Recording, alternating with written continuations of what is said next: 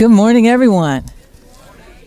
Thank you, Wendy. That was just wonderful to have you up here and dancing with me and giving our announcements. Thank you so much. Well, here we are. We're beginning a new month, the month of October, and this month is all about authenticity. Our theme is unveiling your hidden wholeness. You like that? And as Wendy said, our affirmation is, as I unveil my true nature, I am set free. You want to say it with me? As I unveil my true nature, I am set free. Last month was all about oneness. Very powerful month. This month is about authenticity. How does that go together? How do we get from oneness to authenticity? Well, when we realize that we are one with God, that we are one with this universal life force we call God, that this life energy is what we are made of, then we connect with our source. We connect with what I call our authentic essence. And that connection is the clearest connection, the most real, most genuine, most authentic relationship we could ever have. So then we connect with our authentic essence, and then we can get real with ourselves. We can allow our divine nature to express through us in the unique way that only we can. So we connect with this authentic essence. We can get real with ourselves, and then we can be real with other people. Our relationships become more transparent, more genuine, more real. And because, as the third principle of unity says, we are co-creators with God. When we connect with our authentic essence, when we become the divine conduits, as John read, of love that we are, what kind of lives are we going to be co-creating for ourselves? We're going to be co-creating lives that are the pure expression of what God is. The pure expression of peace and harmony, the pure expression of love in our lives, prosperity. So when we connect with our authentic essence and we become the divine conduits we're intended to be, what kind of world are we going to be co-creating? We're going to be creating a world that's the pure expression of all God is. All abundance, all power, all wisdom, all harmony. So, that's where we're headed this month. We're headed into authenticity. We're headed into an authentic connection with this real, genuine, transparent relationship with God, ourselves, and with others. How's that sound? Well, we live in an amazing time, don't we? It's just a fantastic, fabulous time to be alive. Every day, really, every day, we're learning more about ourselves, more about our bodies and the systems of our bodies, the way our brains work. We're learning more about the planet, about different species and geology and cultures and things. We're learning more about the universe and life itself. More and more every day. Just think how it was for people who lived in ancient times, what it would have been like for them, their thought processes and things like that. And think back to 1960. I mean, think about how much has changed since that time. I mean, a lot has changed. I was in the hospice thrift store the other day, and they had a rotary telephone for sale. And I turned to the two women who were working there, and I jokingly said, "Excuse me, do you know what this is, what this might have been used for?" They looked at me as if, "Oh, I think you know." But you think back to ancient people who lived 100 years ago, or 500 years ago, or 1,000 years ago, or 2,000 years ago during the time of Jesus. And what their thoughts were all about, what it was like for them, what they thought about life and about themselves. Even back before that, to the Mayan civilization, which was 2,500 years before Christ. And also 2,500 years ago, the Egyptian civilization was coming into being. And the Mayans and the Chinese civilization was coming into being then. But think of what they thought about, or how they viewed the world or themselves. Should I email or should I text? What did they think about, right? Anybody want to take a guess what the oldest? Somebody really wants to get a hold of you, Myrna.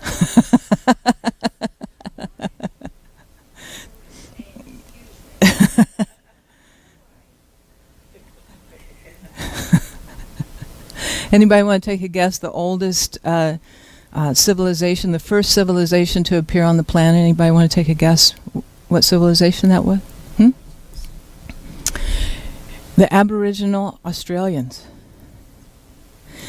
Just last week, September 21st, 2016, just last week, a study published in the journal Nature, scientists found, using DNA research, that the Aboriginal Australians were indeed the first civilization to appear on the planet, as far as we know, according to our technology now. And it dates back, to get this, 50,000 years ago. Can you imagine 50,000 years ago what it was like to live back then? But really, all throughout the history of humankind, we've all just been doing the best we can with the information we have and the knowledge that we have, right?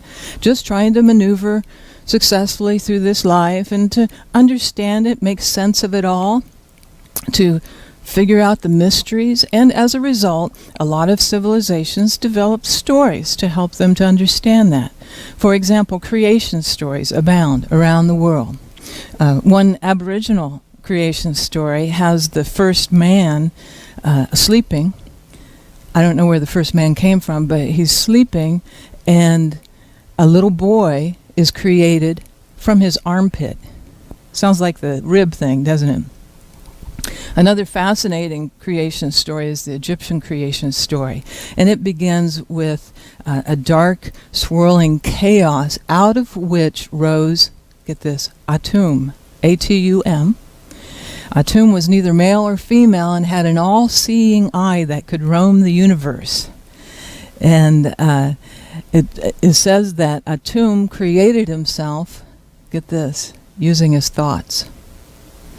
And when Atum cried tears of joy, those tears of joy landed on the earth and upsprouted the first humans. So first humans were made from tears of joy. I kind of like that one, don't you? Of course, then we get to Genesis, and we see the Jewish creation story. And it's said that the book of Genesis was written 400 to 500 years before Christ. So that would mean that the creation story found there is about 2,500 years old. A lot has changed in 2,500 years, hasn't it? But we all know that story. As it goes, God created man, placed man in the garden, and then created woman. And the story says, and they were naked and were not ashamed. And then we know the next part, right? Where the crafty serpent convinces the woman to eat the apple, right? Can snakes talk? No. Can animals talk? No. Although we have a cat that seems like it can talk. And Kathy, I don't mean to tell secrets, but she carries on conversations with Ocho all the time. And she speaks to him in this really sweet way. I'm really kind of jealous. But she'll say, Ocho, would you like to have a treat? And I swear that cat looks up at her, and it sounds like he's saying, yeah. And she'll say, Ocho, would you like to jump up on my lap so I can pet you? Yeah. I told her the other day I think he's actually a Spanish-speaking cat, that he's trying to say C, but he can't put his teeth together to make the S sound. Oh, we could talk about our pets all day, couldn't we? But anyway, speaking of S sounds, let's get back to this story about this serpent. So a talking snake convinced the woman to eat the apple. And then it says their eyes were open and they knew that they were naked. And then what did they do? They sewed fig leaves together, right? Well, then the story says that they heard the sound of God walking in the garden in the cool of the day. Isn't that a nice image? God walking in the garden in the cool of the day. It's a little bit problematic because God is pure spirit and doesn't have a body, so I don't know how the walking thing happened, but it's a nice meditative thought, right? God walking in the garden in the cool of the day. Very peaceful, very calm sound to it. And what did they do? What did the people do? They hid. They hid in the bushes. And then it says, God called out to them and said, "Where are you?" That's a little bit problematic too, because God, being all-knowing, all wisdom, would know where they were. But nonetheless, God said, "Where are you?" And the man responded and said, "I was afraid because I was naked. And so I hid." They were naked and afraid, and so they hid. Wow. Here's the first people, maybe the only people on the planet made in the image and likeness of God. And they're afraid of their Creator. How sad is that? To be afraid of your Creator. That's really heartbreaking. And some of us can relate to that in a way. Maybe we grew up with a parental figure that we were afraid of our father or afraid of our mother. Every time they walked in, we kind of jumped or got tense. What kind of relationship is that? And then maybe it played out later in life as a fear of authority figures or a fear of other people or a fear to express ourselves. So we kept ourselves hidden. Or a fear of being who we really are. So we kind of covered ourselves up. Is that any way to live? I mean, is any relationship with God or with ourselves or with other people, is it stable and steady if fear is the basis of it? No. So they were afraid and they hid. And then God said, and this is the very most important part of the story, "Who told you you were naked?" Who told you you were naked? Not God. God was walking in paradise in the cool of the day. As far as God was concerned, everything was paradise. So, if God didn't tell you, and there is only one power and presence, who told you? Can snakes talk? No. So where did that voice come from? Maybe people who lived 2,500 years ago didn't know where the voice in their head was coming from. So maybe they projected that to some external force, like a snake or a burning bush or a Spanish-speaking cat. Or could it be that this creation story, one among many in the world, is describing to us that inner dialogue that we all have. That inner dialogue between that part of ourselves that is walking in the garden in the cool of the day, very calm, very peaceful, maybe even balanced, maybe even wise. And that other part of ourselves, we'll call it the serpent mind. That part that fears. That part that separates. That part that sees only with physical eyes. Oh my gosh, you're naked. There's something missing. There's something wrong. There's something you need. There's something lacking in your life. Who told you you were naked? Who told you there was anything lacking in your life? Who told you that you don't have enough? Who told you you were weak? Who told you you were powerless? Whoever told you you were anything less than beautiful? Who told you you were anything less than whole? not God. God likes you naked. God likes you just the way you are, all natural, genuine, and real, and authentic. God says there's nothing lacking in you. Everything you need is within you because all of God is what you are made of. You have no needs. All your needs are richly supplied. You are good enough. Remember when I created you?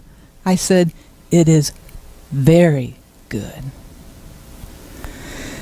So this morning, we're talking about having an honest, authentic relationship with a transparent energy we call God, pure spirit, life itself. We're talking about connecting with our authentic essence.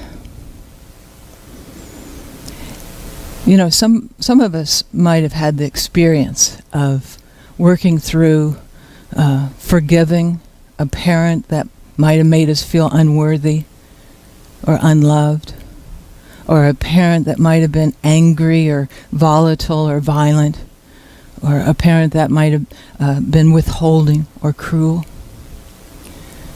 But God, the lover of your soul, creator of your unique you-ness, is not emotionally chaotic. God is not moody or temperamental. God is not angry or volatile. God is not withholding or cruel. If God could express emotion, it would be unconditional love. Get this. God is changeless. The same 50,000 years ago as it is today, as it will be 50,000 years into the future. Always unconditionally loving, supporting, sustaining, maintaining, fulfilling all the needs of all creation into infinity. That's what life does. This whole breach of contract kind of thing, this broken relationship idea, this fallen nature idea, was an attempt by an ancient people to understand that which is so mysterious to them.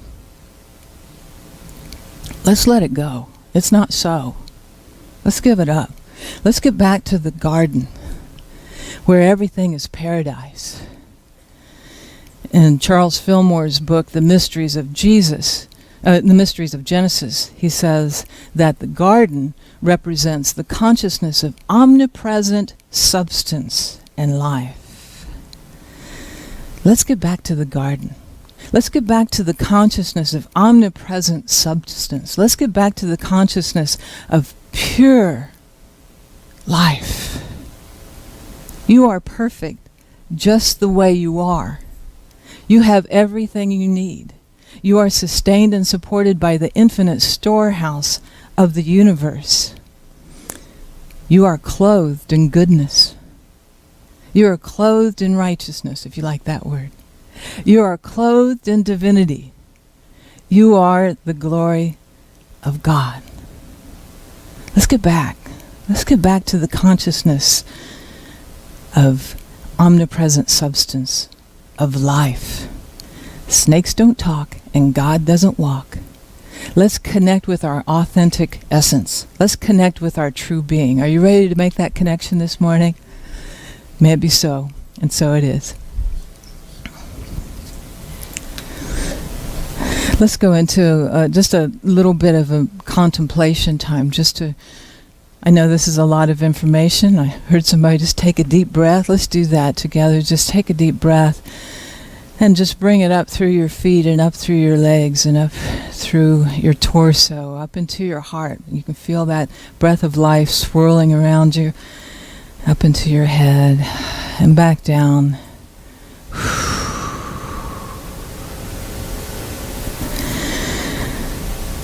Just allow yourself to contemplate the garden.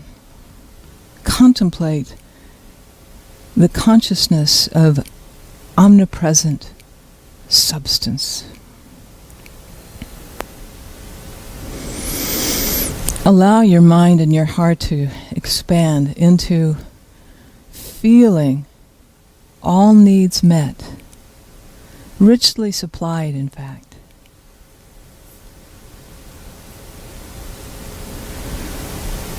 Whether it's physical needs for your body, for your health, just feel that omnipresent life and substance. Whether it's material needs, for your food, for your clothing, for your house, just allow yourself to expand into a consciousness of omnipresent substance, of life. See yourself, feel yourself, and know that you are in the garden. You are surrounded and supported. You are omnipresent substance and life. Connect with this truth.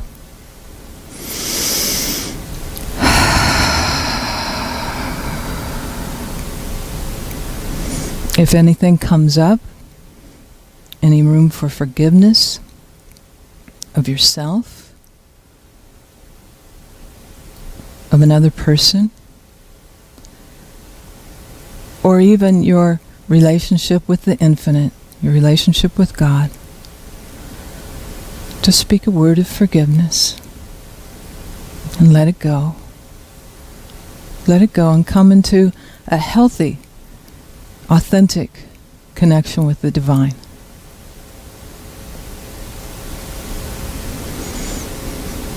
And in this place, as you begin to vibrate at this level, you can feel the truth of these words. You can feel the expansiveness of this truth. And just silently affirm, as I unveil my true nature, I am set free. As I unveil my true nature, I am set free.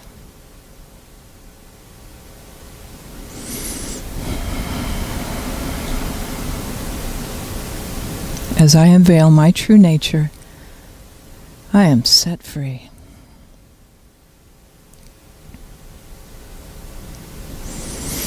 And take another deep breath, just bringing it up from your feet all the way up through your legs and your torso, on up into your heart, up into your shoulders and your head, and back down. And when you're ready, you can come back to the room and open your eyes.